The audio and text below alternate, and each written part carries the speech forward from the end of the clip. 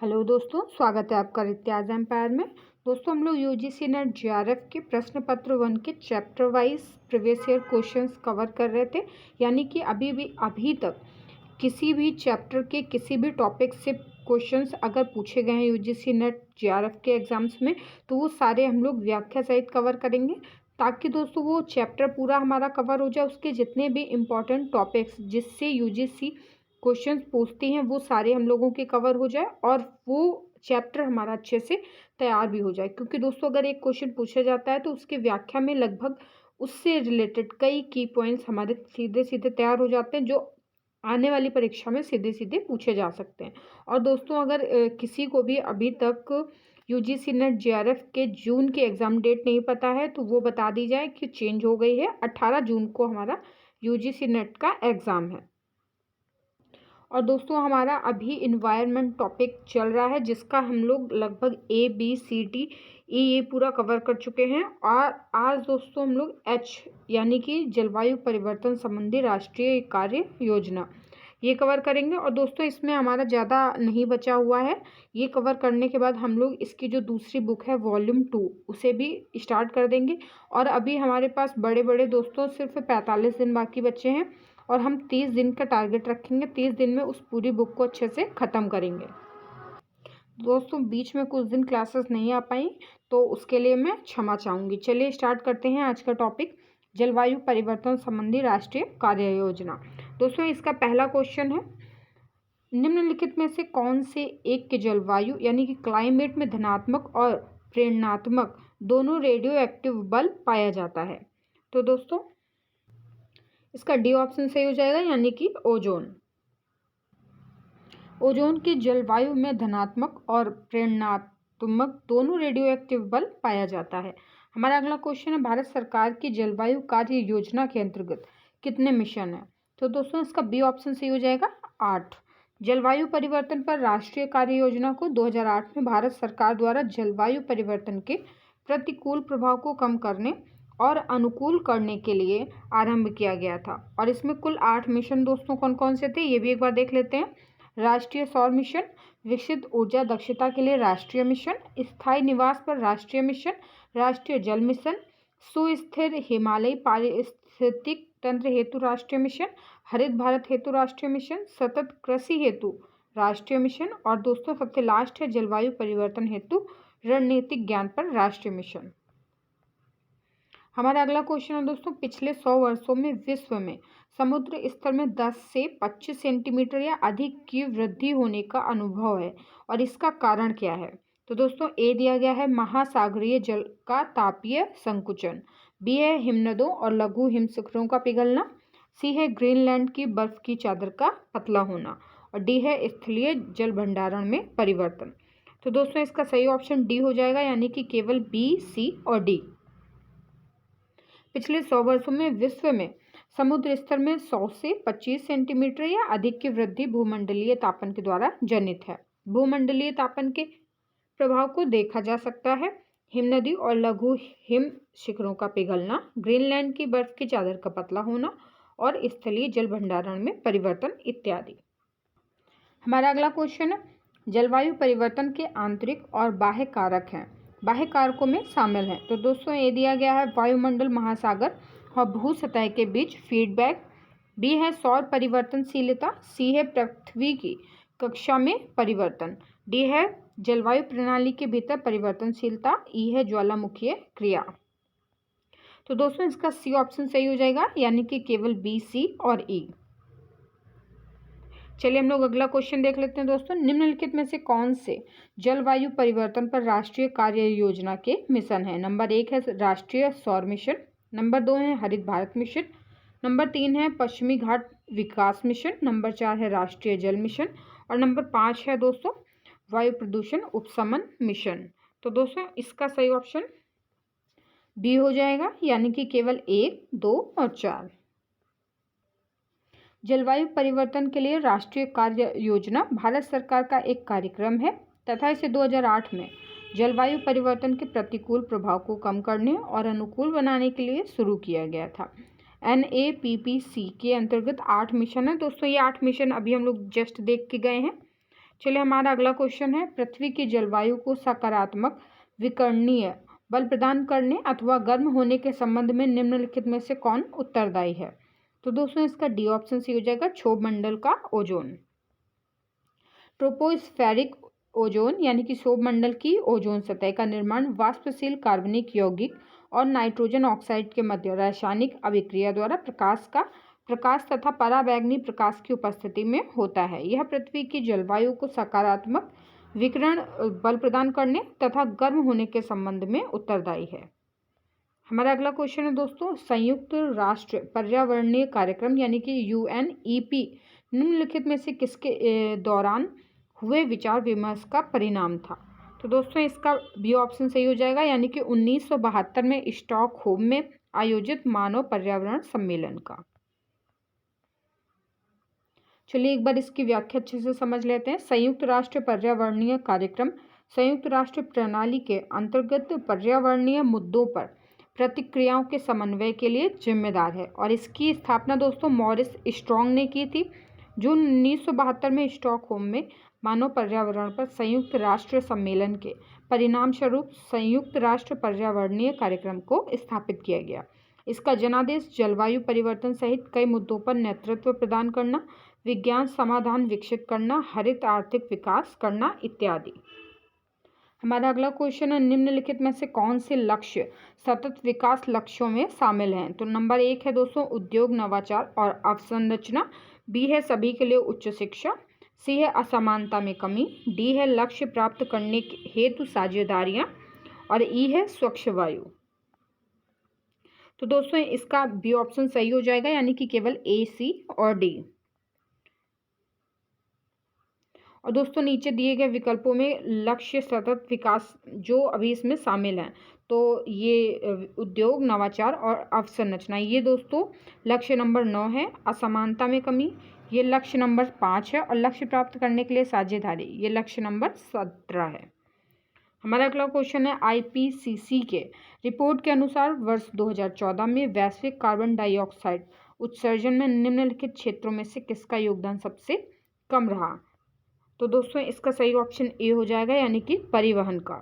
IPCC की report के अनुसार वर्ष 2014 में वैश्विक कार्बन डाइऑक्साइड उत्सर्जन में परिवहन क्षेत्र का योगदान सबसे कम रहा। किनके अपोजिट? यानी कि ये जो 4 ऑप्शन दिए हैं इनमें से दोस्तों ये परिवहन का उत्सर्जन सबसे कम रहा है। हमारा अगला क्वेश्चन है, जलवायु परिवर्तन का निम्नलिखित पर गंभीर प्रभाव पड़ सकता है। नंबर 1 है जल सुरक्षा, नंबर 2 है खाद्य सुरक्षा, नंबर 3 है तटीय क्षेत्रों का क्षरण और नंबर 4 है मृदा उर्वरता और नंबर 5 है श्वसन स्वास्थ्य। तो दोस्तों इसका ए ऑप्शन सही हो जाएगा, यानी कि 1, 2 और 3। चलिए इसकी व्याख्या देख लेते हैं। जलवायु परिवर्तन का जल सुरक्षा, खाद्य सुरक्षा तथा तटीय क्षेत्रों के क्षरण पर गंभीर प्रभाव पड़ सकता है। जलवायु परिवर्तन के कारण जल चक्र प्रभावित होगा, जिसके फलस्वरूप जल सुरक्षा खतरे में पड़ेगी, जो खाद्य सुरक्षा को विफल करने के लिए उत्तरदायी होगी। इसके अतिरिक्त जलवायु परिवर्तन के कारण ग्लेशियर पिघलेंगे, जिससे तटीय क्षेत्रों के जल स्तर में वृद्धि होगी। हमारा अगला क्वेश्चन है, IPCC 2014 की रिपोर्ट के अनुसार क्षेत्रगत वैश्विक कार्बन डाइऑक्साइड उत्सर्जनों के आरोही क्रम में सही क्रम की पहचान कीजिए। नंबर 1 है विद्युत और ऊष्मा उत्पादन, नंबर 2 है भवन, नंबर 3 है परिवहन, नंबर 4 है उद्योग। तो दोस्तों इसका सही ऑप्शन हो जाएगा ऑप्शन बी, यानी कि दोस्तों IPCC की रिपोर्ट के अनुसार क्षेत्रगत यानी कि CO2 उत्सर्जनों के आरोही क्रम निम्न है। भवन में 6%, परिवहन में 14% और उद्योग में 21%, विद्युत और ताप उत्पादन में 35%। हमारा अगला क्वेश्चन हो जाएगा दोस्तों, जलवायु परिवर्तन पर राष्ट्रीय कार्य योजना के अंतर्गत निम्नलिखित में से कौन सा एक मिशन नहीं है? तो दोस्तों इसका डी ऑप्शन सही हो जाएगा, ठोस अपशिष्ट प्रबंधन पर राष्ट्रीय मिशन। दोस्तों इसकी व्याख्या देख लेते हैं। ठोस अपशिष्ट प्रबंधन पर राष्ट्रीय मिशन जलवायु परिवर्तन पर राष्ट्रीय कार्य योजना NAPCC, जिसे 30 जून 2008 से शुरू किया गया था, इसके अंतर्गत एक मिशन नहीं है। मतलब इनमें से क्या मिशन नहीं था? तो दोस्तों ये जितने मिशन हैं वो हम अच्छे से देख लेते हैं। राष्ट्रीय सौर मिशन, संपोषणीय कृषि हेतु राष्ट्रीय मिशन, ऊर्जा दक्षता के लिए राष्ट्रीय मिशन, जलवायु परिवर्तन हेतु रणनीतिक ज्ञान पर राष्ट्रीय मिशन, सतत आवास पर राष्ट्रीय मिशन, राष्ट्रीय जलवायु मिशन, संपोषणीय हिमालय पारिस्थितिक तंत्र हेतु राष्ट्रीय मिशन, हरित भारत हेतु राष्ट्रीय मिशन। दोस्तों ये हमारे टोटल 8 राष्ट्रीय मिशन हैं। हमारा अगला क्वेश्चन है जैव आरक्षित क्षेत्र बायोस्फीयर रिजर्व हैं। तो दोस्तों इसका सबसे पहले नंबर 1 है भूभागीय, सामुद्रिक और तटवर्ती पारितंत्र वाले इलाके। नंबर 2 है राष्ट्रीय सरकारों द्वारा पर्यवेक्षित। नंबर 3 है वे इलाके जहां संकटग्रस्त पशुओं पौधों को उनके पर्यावास में रखा जाता है। और नंबर 4 है दोस्तों वन्यजीव अभ्यारण्य। तो दोस्तों इसका ए ऑप्शन सही हो जाएगा, यानी कि केवल 1 और 2। जैव आरक्षित क्षेत्र यानी कि बायोस्फीयर रिजर्व एक विशेष पारिस्थितिक तंत्र या वनस्पति और जीवों का एक विशेष वातावरण होता है जिसे सुरक्षा और पोषण की आवश्यकता होती है। ये रिजर्व पूरी तरह से व्यवस्थित होते हैं और दुनिया भर में पाए जाने वाले विभिन्न जीवों के संरक्षण के लिए इन रिजर्वों की स्थापना की जाती है। दोस्तों यूनेस्को के अनुसार बायोस्फीयर रिजर्व स्थलीय और तटीय यानी कि समुद्री पारिस्थितिक तंत्र के क्षेत्र हैं जो अपने सतत उपयोग के साथ जैव विविधता के संरक्षण के समाधान को बढ़ावा देते हैं। राज्यों के सर्वश्रेष्ठ अधिकार वाले क्षेत्र में स्थित बायोस्फीयर रिजर्व अंतर्राष्ट्रीय स्तर पर मान्यता प्राप्त और राष्ट्रीय सरकार द्वारा मनोनीत होते हैं। और दोस्तों प्रश्नगत विकल्पों में से निम्नलिखित क्षेत्र जैव आरक्षित क्षेत्र के अंतर्गत आते हैं। भूभागीय, सामुद्रिक और तटवर्ती पारितंत्र वाले इलाके और राष्ट्रीय सरकार द्वारा पर्यवेक्षित। हमारा अगला क्वेश्चन है निम्नलिखित यानी कि 2 सेट दिए गए हैं, उन्हें दोस्तों क्या करना है, हमें आपस में मिलान करना है। चलिए दोस्तों हम लोग इसकी सीधे व्याख्या देख लेते हैं। आंध्र प्रदेश दोस्तों इसमें नीति संरक्षण उद्यमम। गुजरात में कौन सा है, सुजलाम सुफलाम जल अभियान स्टार्ट हुआ है। महाराष्ट्र में है जलयुक्त शिविर अभियान और राजस्थान में है मुख्यमंत्री जल स्वावलंबन अभियान। हमारा अगला क्वेश्चन है दोस्तों 2 कथन दिए गए हैं और हमें बताना है कि कौन सा कथन सही है। तो कथन 1 है संयुक्त राष्ट्र में वर्ष 2010 में सहस्त्राब्दी विकास लक्ष्य पारित किए गए थे। और नंबर 2 दोस्तों कथन 2 है विकास के लिए वैश्विक साझेदारी को विकसित करना सहस्त्राब्दी विकास लक्ष्यों में से एक लक्ष्य था। तो दोस्तों इसका केवल बी मतलब कि केवल दूसरा ऑप्शन सही रहेगा, कथन 2 सही रहेगा, कथन पहला गलत है। चलिए इसकी व्याख्या पढ़ लेते हैं एक बार। दोस्तों दिया गया कथन संयुक्त राष्ट्र में वर्ष 2010 में सहस्त्राब्दी विकास लक्ष्य पारित किए गए थे, ये सही नहीं है क्योंकि दोस्तों संयुक्त राष्ट्र संघ के वर्ष 2000 के सहस्त्राब्दी शिखर सम्मेलन में 2015 तक के लिए 8 वैश्विक विकास लक्ष्य निर्धारित किए गए थे जिन्हें सहस्त्राब्दी विकास लक्ष्य कहा जाता है। और दूसरा कथन दोस्तों सही है। हमारा अगला क्वेश्चन है संयुक्त राष्ट्र द्वारा अपनाए गए सहस्त्राब्दी विकास लक्ष्यों यानी कि MDG के संदर्भ में निम्नलिखित कथनों पर विचार कीजिए। दोस्तों ए दिया गया है अति निर्धनता और भुखमरी का उन्मूलन, बी है मात्र स्वास्थ्य में सुधार, सी है उत्तरदायित्वपूर्ण उपभोग और उत्पादन, डी है बाल मृत्यु दर को कम करना। तो दोस्तों इसका सही ऑप्शन सी हो जाएगा यानी कि ए, बी और डी। संयुक्त राष्ट्र संघ द्वारा अपनाए गए सहस्त्राब्दी विकास लक्ष्य MDG दोस्तों इन्हें शॉर्ट फॉर्म में MDG बोलते हैं। 8 सहस्त्राब्दी विकास लक्ष्यों जैसे कि स्वास्थ्य, शिक्षा, पर्यावरण के रूप में जीवन के विभिन्न क्षेत्रों में समयबद्ध लक्ष्य की प्राप्ति से संबंधित हैं। 8 अंतर्राष्ट्रीय विकास के लक्ष्य निम्नलिखित हैं। तो दोस्तों नंबर 1 है अत्यधिक गरीबी और भूख के उन्मूलन के लिए सार्वभौमिक प्राथमिक शिक्षा प्राप्त करने के लिए, तीसरा है लैंगिक समानता को बढ़ावा देने के लिए, चौथा है बाल मृत्यु दर को कम करने के लिए, 5वां है मातृ स्वास्थ्य में सुधार के लिए, 6वां है दोस्तों HIV और एड्स, मलेरिया और अन्य बीमारियों का मुकाबला करने के लिए, दोस्तों 7वां है पर्यावरण स्थिरता सुनिश्चित करने के लिए और 8वां है विकास के लिए एक वैश्विक साझेदारी विकसित करने के लिए। हमारा अगला क्वेश्चन है जलवायु परिवर्तन के संबंध में राष्ट्रीय कार्य योजना के अंतर्गत निम्नलिखित में से कौन सा मिशन है।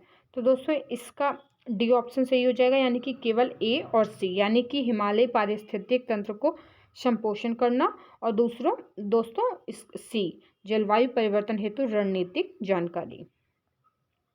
चलिए इसकी व्याख्या समझ लेते हैं। पूर्व प्रधानमंत्री डॉक्टर मनमोहन सिंह ने 30 जून 2008 को नई दिल्ली में जलवायु परिवर्तन पर राष्ट्रीय कार्य योजना का शुभारंभ किया था। राष्ट्रीय कार्य योजना में सतत विकास लक्ष्य के अंतर्गत भारत के दृष्टिकोण और उन कदमों को शामिल किया गया जो इसे प्रभावपूर्ण ढंग से क्रियान्वित करने के लिए उठाने चाहिए। राष्ट्रीय कार्य योजना 8 प्राथमिकता वाले राष्ट्रीय मिशनों पर ध्यान केंद्रित करती है और इसका विवरण निम्नलिखित है। दोस्तों, नंबर 1 है सौर ऊर्जा, दूसरा है ऊर्जा क्षमता बढ़ाना, तीसरा है टिकाऊ विकास, फिर जल संरक्षण, हिमालयी पारिस्थितिक तंत्र का संपोषण करना, ग्रीन इंडिया, टिकाऊ कृषि, जलवायु परिवर्तन हेतु रणनीतिक मंच। हमारा अगला क्वेश्चन है अंतर्राष्ट्रीय सौर संधि यानी कि इंटरनेशनल सोलर अलायंस के स्थापना हेतु संयुक्त रूप से किसने प्रयास किया था? तो इसका बी ऑप्शन सी हो जाएगा, फ्रांस और भारत ने। अंतर्राष्ट्रीय सौर संधि की स्थापना हेतु संयुक्त रूप से फ्रांस और भारत ने प्रयास किया था। अंतर्राष्ट्रीय सौर गठबंधन की शुरुआत भारत और फ्रांस ने 30 नवंबर 2015 को पेरिस जलवायु सम्मेलन के दौरान की थी। आईएसए कर्क और मकर रेखा के मध्य आंशिक या पूर्ण रूप से अव्यवस्थित 121 सौर संसाधन संपन्न देशों का एक अंतर्राष्ट्रीय अंतर सरकारी संगठन है और इसका मुख्यालय दोस्तों भारत के गुरुग्राम हरियाणा में है। पलाऊ ने हाल ही में अंतर्राष्ट्रीय सौर गठबंधन की फ्रेमवर्क समझौते पर हस्ताक्षर किए। पलाऊ अंतर्राष्ट्रीय सौर गठबंधन का 76वां सदस्य बन गया। पलाऊ ओशनिया में स्थित एक देश है जिसमें से 500 से अधिक द्वीप शामिल है और आईएसए के मुख्य उद्देश्य दोस्तों सौर ऊर्जा से परिपूर्ण देशों को एकजुट करके सौर ऊर्जा उत्पादन को बढ़ावा देना है। हमारा अगला क्वेश्चन है दोस्तों निम्नलिखित कृषि पद्धति पर विचार कीजिए। ए दिया गया है जल प्रवाह अवरोधक सीमा, बी है रिजे फसल, सी है शून्य जोत। वैश्विक जलवायु परिवर्तन के संदर्भ में इनमें से किससे मृदा में कार्बन पृथक्करण भंडारण में मदद मिलती है? तो दोस्तों इसका ए ऑप्शन सही हो जाएगा, केवल ए और बी। चलिए इसकी व्याख्या समझ लेते हैं। वैश्विक जलवायु परिवर्तन के संदर्भ में कृषि पद्धति की जल प्रवाह अवरोधक सीमा, रिले फसल और शून्य जोत तीनों ही मृदा में कार्बन पृथक्करण या भंडारण में सहायक होती हैं। जल प्रवाह अवरोधक सीमा को समोच्च मेड़ निर्माण सामान्य भी कहा जाता है, जिसका उपयोग ढालों वाली जमीन पर सीढ़ियां बनाकर खेती करने में किया जाता है। रिले फसल को अनुपद सस्यन भी कहा जाता है और इससे एक फसल कटने के पूर्व ही दूसरी फसल लगा दी जाती है। इसी प्रकार शून्य जोत, जिसे जीरो टिलेज प्रणाली भी कहा जाता है, जिसके अंतर्गत फसल के काटने के बाद उसके अवशेष को खेत में ही छोड़ दिया जाता है।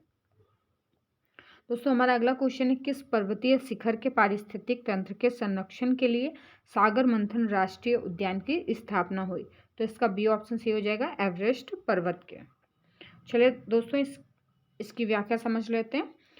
एवरेस्ट पर्वत दोस्तों, एवरेस्ट पर्वत नेपाल में इसे सागरमाथा के नाम से जानते हैं और संस्कृत में देवगिरी दुनिया का सबसे ऊंचा पर्वत शिखर है, जिसकी ऊंचाई 8,848 मीटर है।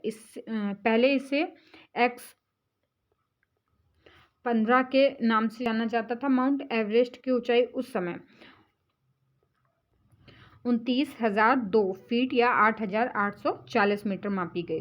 वैज्ञानिक सर्वेक्षणों में कहा जाता है कि इसकी ऊंचाई 2 सेंटीमीटर के हिसाब से बढ़ रही है। दोस्तों हमारा अगला क्वेश्चन है चिपको आंदोलन सर्वप्रथम प्रारंभ किया गया था? तो इसका डी ऑप्शन सही हो जाएगा, सुंदरलाल बहुगुणा द्वारा। दोस्तों चिपको आंदोलन को सर्वप्रथम सुंदरलाल बहुगुणा द्वारा आरंभ किया गया था और यह वर्ष 1973 में वर्तमान उत्तराखंड के चमोली जिले में शुरू हुआ था। इस आंदोलन के दौरान ग्रामीण द्वारा पेड़ों को गले लगाया गया था और वृक्षों को कटने से बचाने के लिए उनके चारों ओर मानवीय घेरा बनाया गया। हमारा अगला क्वेश्चन है गंगा कार्य योजना प्रारंभ की गई थी? तो इसका ए ऑप्शन सही हो जाएगा, 1986 में।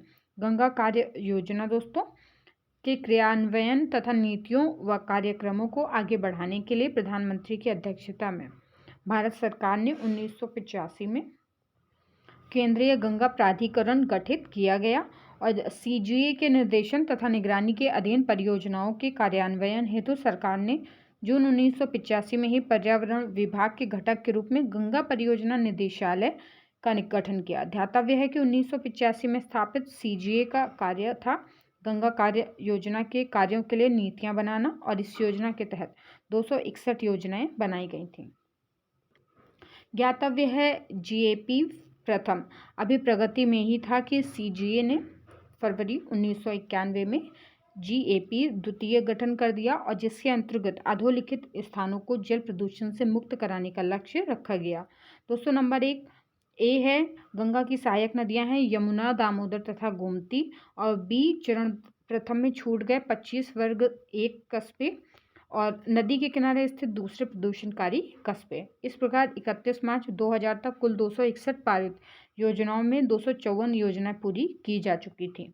उल्लेखनीय है कि सितंबर 1995 में केंद्रीय गंगा प्राधिकरण का नाम बदलकर राष्ट्रीय नदी संरक्षण प्राधिकरण कर दिया गया था, और जून 1994 में ही गंगा परियोजना निर्देशालय का नाम राष्ट्रीय जल संरक्षण निर्देशालय कर दिया गया था। वर्तमान में गंगा कार्य योजना को राष्ट्रीय नदी संरक्षण योजना के नाम के साथ विलय कर दिया गया था। हमारा अगला क्वेश्चन है, जलवायु परिवर्तन के भयावह परिणामों से बचने के लिए विश्व के सभी देशों में यह सहमति है कि औद्योगिक समय की औसत तापमान की वृद्धि की तुलना में धरती के सतही तापमान को किस सीमा से आगे न बढ़ने दिया जाए। तो इसका ए ऑप्शन सही हो जाएगा दोस्तों, 1.5 डिग्री सेल्सियस से 2 डिग्री सेल्सियस तक। वर्ष 2010 में कानकून जो मैक्सिको में है के जलवायु परिवर्तन से संबंधित समझौते में भयावह परिणाम से बचने के लिए विश्व के सभी देशों में यह सहमति बनी कि औद्योगिक समय की औसत तापमान की वृद्धि की तुलना धरती के सतही तापमान के 1.5 डिग्री सेल्सियस से 2 डिग्री सेल्सियस से आगे न बढ़ने दिया जाए। हमारा अगला क्वेश्चन है, राष्ट्रीय आपदा प्रबंधन प्राधिकरण केंद्र के किस मंत्रालय के अधीन कार्य करता है। तो दोस्तों इसका सी ऑप्शन सही हो जाएगा, गृह मामले। राष्ट्रीय आपदा प्रबंधन मंत्रालय केंद्र के गृह मंत्रालय के अधीन कार्य करता है। भारत के प्रधानमंत्री इस संस्थान का अध्यक्ष होता है। यह संस्थान 42 सदस्यों का एक निकाय है जिसमें प्रख्यात विद्वानों, वैज्ञानिकों एवं चिकित्सकों के अलावा भारत सरकार एवं राज्य सरकारों के विभिन्न नोडल मंत्रालयों एवं विभागों के सचिव तथा राष्ट्रीय स्तर के वैज्ञानिक अनुसंधान एवं तकनीकी संगठनों के प्रमुख शामिल होते हैं। हमारा अगला क्वेश्चन है, अभिकथन और तर्क। तो दोस्तों अभिकथन दिया गया है, हमारे मृदा संसाधनों का संरक्षण मानव जीवन के लिए महत्वपूर्ण है, और इसका तर्क दिया गया है, मृदा कई सूक्ष्म जीवों का वास है और इसमें खनिज है। तो दोस्तों इसका सही ऑप्शन बी दिया गया है, यानी कि ए और आर दोनों सही हैं और आर एक सही व्याख्या नहीं करता है। चलिए दोस्तों इसकी व्याख्या देख लेते हैं। हमारे मृदा संसाधनों का संरक्षण मानव जीवन के लिए महत्वपूर्ण है। मृदा कई सूक्ष्म जीवों का वास है और इसमें खनिज, मृदा संसाधनों के क्षरण और दोहन से पर्यावरण एवं पारिस्थितिक तंत्र प्रभावित होता है, जिससे कई प्रकार जीवों का जीवन खतरे में पड़ सकता है। मृदा में लौहांश, मैग्नीज, एल्यूमिनियम, चूना, नाइट्रोजन, फास्फोरस, पोटास आदि अनेक प्रकार के खनिज एवं पौधों के पोषक तत्व पाए जाते हैं। मृदा कृषकों की अमूल्य संपदा है, इसीलिए मृदा संसाधनों का संरक्षण मानव जीवन के लिए आवश्यक है। हमारा अगला क्वेश्चन है दोस्तों, विश्व मौसम संगठन का उद्देश्य 2010 से 2019 के दशक में जल मौसम आपदाओं के कारण मृत्यु की संख्या 1994 से 2003 के दशक की तुलना में कितना कम करना है। तो इसका बी ऑप्शन सही हो जाएगा दोस्तों, 50%। विश्व मौसम विज्ञान संगठन है जिसे 1873 में खोजा गया, 1950 में स्थापित किया गया, जिसका मुख्यालय जेनेवा स्विट्जरलैंड में है, और जिसका एक उद्देश्य 2010 से 19 के दशक में जल मौसम आपदाओं के कारण मृत्यु की संख्या दोस्तों 61,949 से 2003 दशक की तुलना में 50% कम करना है। हमारा अगला क्वेश्चन है, विद्यालय या विश्वविद्यालय के संदर्भ में पर्यावरण के निम्नलिखित में से कौन से पहलू अकादमिक कार्य संस्कृति को निर्धारित करते हैं। तो दोस्तों इसका सही ऑप्शन सी हो जाएगा, कार्यस्थलीय मानवीय संबंधों के स्वरूप। विद्यालय या विश्वविद्यालय के संदर्भ में पर्यावरण के अंतर्गत कार्यस्थलीय मानवीय संबंधों का स्वरूप अकादमिक कार्य संस्कृति को निर्धारित करता है। हमारा अगला क्वेश्चन है दोस्तों, हालिया अध्ययन से पता चला कि गंगा नदी निकट भविष्य में और अधिक स्वच्छ नहीं होगी। निम्नलिखित में से कौन सा तर्क गलत है? तो ए दिया गया है नदी के प्रवाह का क्षीण होना, बी है जल शोधन संयंत्रों की विफलता। दोस्तों इसका सी ऑप्शन सही हो जाएगा, यानी कि क्लाइमेट चेंज, जलवायु परिवर्तन। जलवायु परिवर्तन का कोई सीधा संबंध गंगा स्वच्छता से नहीं है, जबकि गंगा नदी के अस्वच्छ होने के निम्न कारण हैं। नदी के प्रवाह का क्षीण होना, जल शोधन संयंत्रों की विफलता और बढ़ा हुआ जलमल। हमारा अगला क्वेश्चन है दोस्तों, जलवायु परिवर्तन परिघटना का संभावित निदान है। तो दोस्तों इसका सही ऑप्शन सी हो जाएगा, जलवायु परिवर्तन परिघटना के उत्क्रमण पर अनुसंधान प्रारंभ करना। तो दोस्तों आज की वीडियो में इतने ही क्वेश्चन रहेंगे और नेक्स्ट वीडियो में हम लोग हमारा अगला टॉपिक अंतर्राष्ट्रीय समझौते, प्रयास, मॉन्ट्रियल प्रोटोकॉल, ये पूरा कवर करेंगे।